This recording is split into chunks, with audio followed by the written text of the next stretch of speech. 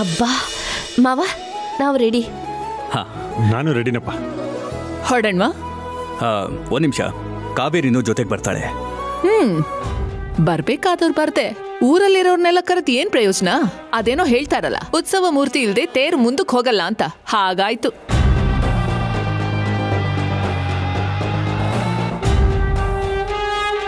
ಕಾತಿ, ಶಾಂತವಾಗಿರ್ತೀನಿ, ನಯ ವಿನಯದಿಂದ ಇರ್ತೀನಿ ಅಂತ ಹೇಳಿದ್ಯಲ್ಲ, ಈಗ ಅಪ್ಪಂಗೆ ಕೌಂಟ್ರ್ ಕೊಡ್ತಿದ್ದಿಲ್ಲ, ಸರಿನಾ?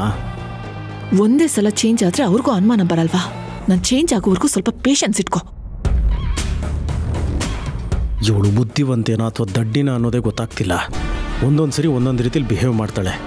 ಇವಳನ್ನು ನಂಬ್ಕೊಂಡು ಕೂತ್ಕೊಂಡ್ರೆ ಕಷ್ಟ. ನನ್ನ ಹೆಜ್ಜೆ ನಾನಿಡೋದು ಒಳ್ಳೇದು.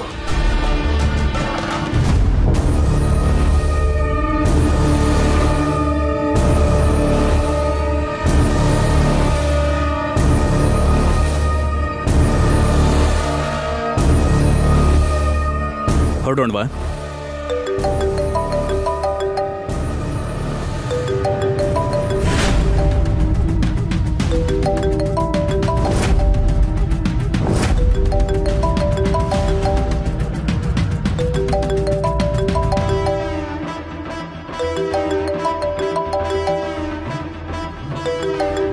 ಅರೆ, ಇವ್ರು ಯಾಕೆ ಫೋನ್ ಮಾಡ್ತಾ ಇದ್ದಾರೆ?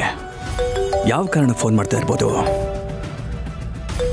ಯಾಕೆ ಸರ್, ಯಾರು ಕಾಲ್ ಮಾಡ್ತಿರೋದು? ಯಾಕೆ ಇಷ್ಟೊಂದು ಟೆನ್ಷನ್ ಆಗಿದ್ದೀರಾ? ನನ್ನ ಸೋದರತೆ ದುರ್ಗಾದೇವಿ.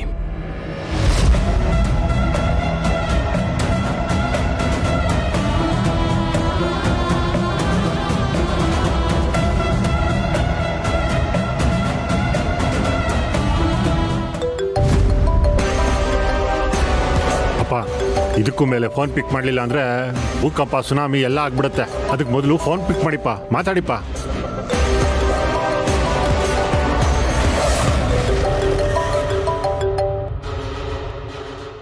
ಹೇಳಿ ಅತ್ತೆ. ಕಾಲ್ ಪಿಕ್ ಮಾಡೋದಕ್ಕೆ ಯಾಕೋ ಲೇಟು? ಏನು ನನ್ನ ಕಾಲ್ ರಿಸೀವ್ ಮಾಡೋಕ್ಕೂ ಯೋಚನೆ ಮಾಡ್ತಿದ್ಯಾ? ಹಾಗೇನಿಲ್ಲ ಅತ್ತೆ, ಆಫೀಸ್ಗೆ ಹೋಗೋದಕ್ಕೆ ರೆಡಿ ಆಗ್ತಿದ್ದೆ, ಫೋನ್ ನೋಡಲಿಲ್ಲ. ಈಗ ನೋಡಿದೆ, ತಕ್ಷಣ ಫೋನ್ ಪಿಕ್ ಮಾಡಿದೆ. ಹೇಳಿ ಅತ್ತೆ, ಏನು ವಿಷಯ? ಹೇಳಕ್ಕೇನಿಲ್ಲ, ಸಂಜೆ ಮನೆಗೆ ಬರ್ತಾ ಇದ್ದೀನಿ.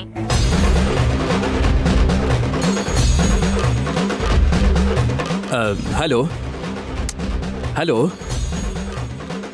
ಮಾವ, ಏನಾಯ್ತು? ಅತ್ತೆ ಸಂಜೆ ಮನೆಗೆ ಬರ್ತಿದಾರಂತೆ.